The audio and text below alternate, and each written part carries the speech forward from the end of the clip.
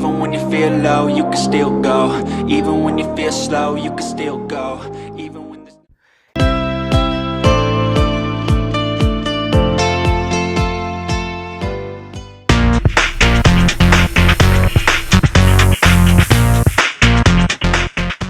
ඉතින් අද සාදරයෙන් පිළිගන්නවා දිනුම YouTube නාලිකාව නරඹන සියලු දෙනාට.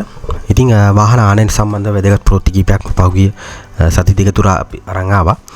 තවත් ඒ සම්බන්ධ වැදගත් ප්‍රවෘත්තියක් තමයි අරන් ඉන්නේ. පහුගිය දිනක එනම් 2024 10 වෙනි මාසයේ 11 වෙනිදා වාහන ආනයන කරුවන්ගම සංගමේ සභාපති ඉන්දික සම්පත් මොරංචිගේ මහත්තයා සහ ආණ්ඩුව අතර විශේෂ සාකච්ඡාවක් පැවැත්වුණා. ඒ වාහන ආනයන සම්බන්ධය සහ ඉදිරි අවුරුද්දේ වාහන ආනයනය කරන්නේ කෙසේද කියලා යෝජනා කීපයක් එදී සම්මත කරගෙන තියෙනවා.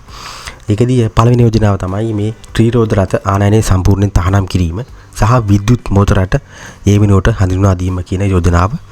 ඒකදී ආණ්ඩුවේ වැඩි ප්‍රවණතාවක් තියෙනවා ඉලෙක්ට්‍රික් වෙහිකල් සම්බන්ධව.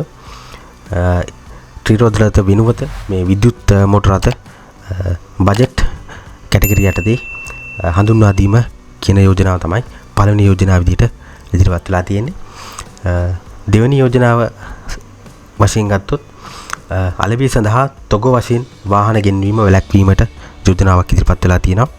ඒකෙදි මේ රටේ ඩොලර් සංචිත විශාල වශයෙන් වැය වෙන නිසා අවශ්‍යතාවයට මූලික කරගෙන පමණක් වාහන ආනයනය කිරීමට තමයි මේ යෝජනාව ඉදිරිපත් කරලා තියෙන්නේ.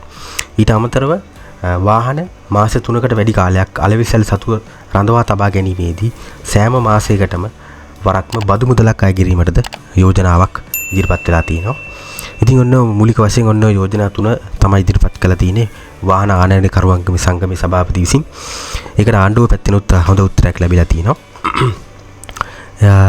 ඉතින් 2025 අවුරුද්දේදී වාහන ආනයන මේ ක්‍රියාපටිපාටියට සිදුවේ කියලා තමයි ගොඩක් දෙනා කියන්නේ. ඒකෙදි සාමාන්‍යයෙන් මිල ගණන් කතා කළොත් සාමාන්‍යයෙන් දැන් ඉන්දියන් ඇල්ටෝ රථයක් සාමාන්‍යයෙන් ලක්ෂ 38 36 රේන්ජ් එක යනවා. ඒක සාමාන්‍යයෙන් ලක්ෂ 10ක් අඩුවෙන් ගෙන්වීමට හැකියාව තියෙනවා කියලා වාහන ආනයන කරුවන්ගේ සංගමය සඳහන් කරනවා. ඊට පස්සේ අපි ටොයෝටා PS රථයක් ගත්තොත් දැන් ලක්ෂ 200 රේන්ජ් එක යන්නේ. ඒක සාමාන්‍යයෙන් ලක්ෂ 100ට වගේ අඩු කරන්න පුළුවන් කියලා. කියන්නේ 50ක් සම්පූර්ණයෙන්ම මිල අඩු කරන්න පුළුවන් කියලා සංගමේ සභාපති සඳහන් කළා තියෙනවා. ඉතින් ඔන්න ප්‍රවෘත්තිය තමයි අද අරන් ආවේ. හැමෝටම වැදගත් වෙයි කියලා හිතෙනවා. වාහන ආනයනය කිරීම සම්බන්ධ ප්‍රවෘත්ති ඔයගොල්ලෝ දැනගන්න. ඔයගොල්ලෝ බලාපොරොත්තු වෙන්න ඉන්නවා ඒ සම්බන්ධ දැනගැනීමට. එහෙනම් වීඩියෝ එක කැමති නම් ලයික් කරන්න, කමෙන්ට් කරන්න, ෂෙයා කරන්න. හැමදාටම සුබ දවසක්. Thank you very much.